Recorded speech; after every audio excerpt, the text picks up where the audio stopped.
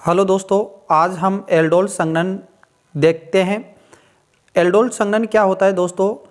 ऐसे कार्बोनिल यौगिकों के दो अणु हमें लेने हैं जिन पर जो अल्फा कार्बन परमाणु होता है उस अल्फा कार्बन परमाणु पर हाइड्रोजन उपस्थित हो।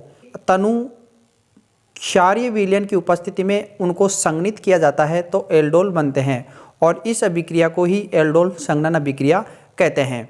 देखिए, मेथेनेल के पास अल्फा हाइड्रोजन परमाणु नहीं होता है, इसलिए मेथेनेल ये अभिक्रिया प्रदर्शित नहीं करेगा। जैसे ये हमारे पास एक कार्बोनिल यौगिक है और दूसरा कार्बोनिल यौगिक है। दोनों कार्बोनिल यौगिकों के पास कार्बोनिल यौगिक के दो अणु हैं और दोनों के ऊपर देखिए ये अल्फा कार्बन परमाणु है और इसका अल्फा कार्बन परमाणु ये है। अल्फा कार्बन के ऊपर हाइड्रोजन परमाणु उपस्थित है, क्षारीय माध्यम में हो रही है, तो यहाँ पर OH हमने लिया है। तो यहाँ वाला जो हाइड्रोजन है ये हाइड्रोजन निकलेगा।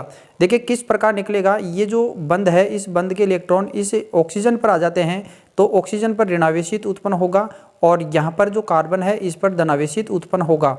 तो ये हाइड्रोजन जब यहाँ से टूटेगा तो हाइड्रोजन टूटेगा तो यहाँ पर क्या आ जाएगा, ऋणावेशित उत्पन्न हो जाएगा। तो ये ऋणावेशित इस कार्बन पर जुड़ेगा। ये ऋणावेशित कार्बन है, ये इस जो कार्बन है जो जनावेशित हो गया है इस पर जुड़ेगा और ये जो हाइड्रोजन परमाणु जो निकला है वो हाइड्रोजन परमाणु इस ऑक्सीजन के साथ जुड़कर OH का निर्माण कर देगा। तो इस प्रकार हम इसको जोड़ेंगे तो हमारे पास ऐसी जो संरचना प्राप्त होगी, यही क्या है, एल्डोल है। और इसका जो नाम देखें तो हाइड्रोक्सी ब्यूटेनॉल है। तो ये एल्डोल संघनन है जिसमें हम दो कार्बोनिल यौगिकों का अणु लेते हैं और वो भी ऐसे कार्बोनिल यौगिक होने चाहिए जिसके अल्फा कार्बन परमाणु पर हाइड्रोजन उपस्थित हो और तनु क्षारीय विलयन की उपस्थिति में ये क्रिया होगी या तनु क्षारीय विलयन की उपस्थिति में इनको संघनित किया जाता है तो एल्डोल बनते हैं। यहाँ देखिए कार्बोनिल यौगिक लिया है और ये एक दूसरा कार्बोनिल यौगिक लिया है और अल्फा कार्बन परमाणु पर हाइड्रोजन परमाणु है और इसके भी अल्फा कार्बन पर हाइड्रोजन परमाणु उपस्थित है। ये जो क्रिया होगी ये BaOH2 इसकी उपस्थिति में होगी। तो जो पहले हमने देखा था उसी प्रकार से ये उत्पाद है वो प्राप्त होगा 4 हाइड्रोक्सी 4 मेथिल 2 पेंटेनॉल या डाई एसीटोन एल्कोहल। इसी प्रकार यदि इस प्रकार का हम लेते हैं तो यहाँ पर ये क्षारक है और केशियन की उपस्थिति में क्रिया होगी, क्षारक और केशियन की उपस्थिति में क्रिया होगी तो ये हमें प्राप्त होगा। मतलब यहाँ ये जो लिया हमने एसीटोन लिया है और ये एल्डिहाइड है, तो एल्डिहाइड और एसीटोन के अलग अलग कार्बोनिल यौगिकों के भी हम अणु ले सकते हैं।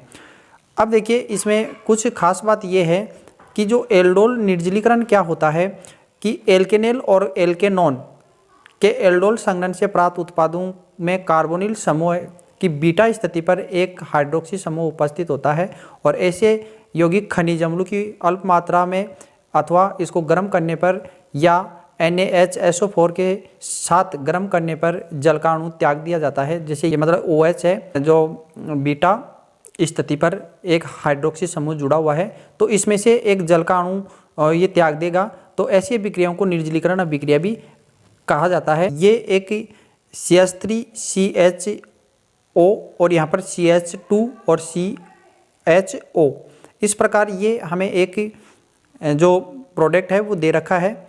अब यहाँ पर देखिए ये जो जल का अणु अगर बाहर निकलता है तो यहाँ पर डबल बॉन्ड आ जाता है और ये कीटोन एल्डिहाइड प्राप्त होता है। इसी प्रकार दूसरा प्रोडक्ट ये है, यहाँ पर भी देखिए ये इधर वाला जो H है वो निकल जाएगा तो OH यहाँ से निकलेगा तो यहाँ पर डबल बॉन्ड आ जाएगा। यहाँ वाला जो एक H है वो इस OH के साथ मिलकर जल का अणु का निर्माण कर देगा।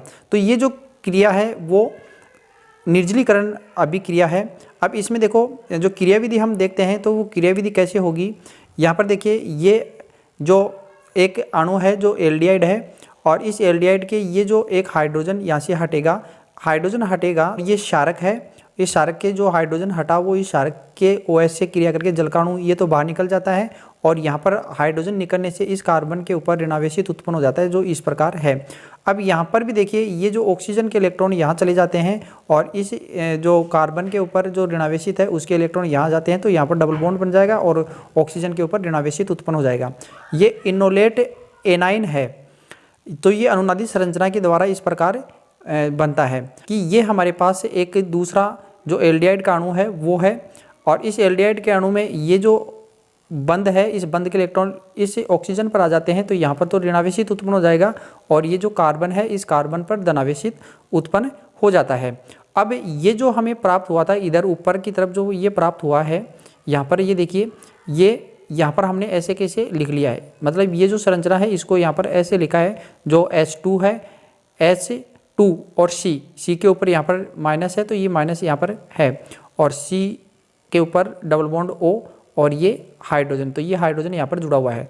अब यहाँ पर जो धनावेशित उत्पन्न हुआ है तो ये जो ऋणावेशित कार्बन है इस धनावेशित कार्बन से जुड़ेगा और इससे जुड़ने के बाद में जो संरचना प्राप्त होगी वो संरचना इस प्रकार हमें प्राप्त होगी। देखिए CH3O, ये O यहाँ पर जो ऑक्सीजन है इस पर ऋणावेशित आया था तो वो ऐसे कैसे हो गया, और हाइड्रोजन है वो हाइड्रोजन ये है।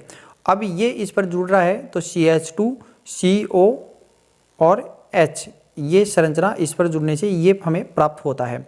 अब देखिए यहाँ पर इसका जल अपघटन करते हैं, जो हाइड्रोजन है वो यहाँ पर जुड़ जाएगा, हाइड्रोजन ये जुड़ा तो यहाँ पर क्या आ गया, OH समूह आ गया, और जो OH है इस जल में से OH माइनस ये बाहर निकल जाता है, तो ये जो संरचना है वो प्राप्त होती है। अब देखिए इसको आगे किस प्रकार करेंगे हम। अब निर्जलीकरण की जो अभिक्रिया थी उस अभिक्रिया को हम देखते हैं। एल्डोल के निर्जलीकरण की क्रियाविधि। एल्डोल का निर्जलीकरण में जिसमें हमने क्या किया था, अम्ल की उपस्थिति के अंदर उसको गर्म किया था और गर्म करने से एक जल का अणु बाहर निकल जाता है जिससे अल्फा बीटा असंतृप्त एल्केनॉन और एक जल का अणु बाहर निकल जाता है। वो अभिक्रिया हम यहाँ पर देखते हैं। देखिए ये हमारे पास जो प्रोडक्ट प्राप्त हुआ था वो था, और यहाँ पर ये OH जो कि क्षारकीय हमें प्राप्त हुआ है, और यहाँ से देखिए इस जल के अणु मतलब OH जो है ये OH का अणु OH है वो बाहर निकल जाता है, और ये जो OH है यहाँ से H, ये जल का अणु बाहर निकलेगा, तो इस प्रकार की संरचना CH3 और CH मतलब एक हाइड्रोजन यहाँ से हटा और OH यहाँ से, तो यहाँ पर डबल बॉन्ड बन जाता है और इस प्रकार की जो संरचना है वो प्राप्त होती है, और OH है वो ऐसे कैसे बाहर निकल जाता है।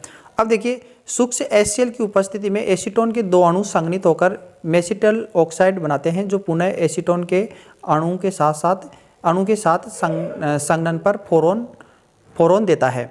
ये देखिए एसीटोन है और ये CH3COOH, तो ये भी एसीटोन है, एसीटोन के दो अणु हमने लिए हैं। अब ये सूक्ष्म जो HCl है इसकी उपस्थिति में इसकी क्रिया होती है तो ये संरचना हमें प्राप्त होती है।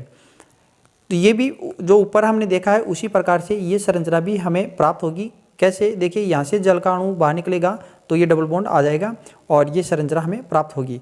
इसी प्रकार ये देख लीजिए यहाँ पर भी जो जल का अणु है वो बाहर निकलेगा तो इस प्रकार की संरचना हमें प्राप्त होगी। अब देखिए सल्फ्यूरिक अम्ल की उपस्थिति में अगर एसीटोन के 3 अणु संघनित हो तो एक चक्रीय संरचना बनती है जिसको हम मेसिटिलीन कहते हैं। देखिए ये मेसिटिलीन है, ये जो संरचना बनी है मेसिटिलीन है। इसमें देखिए ये एसीटोन के 3 अणु हैं और H2SO4 की उपस्थिति में क्रिया हो रही है तो 3 जल के अणु इस प्रकार निकल रहे हैं।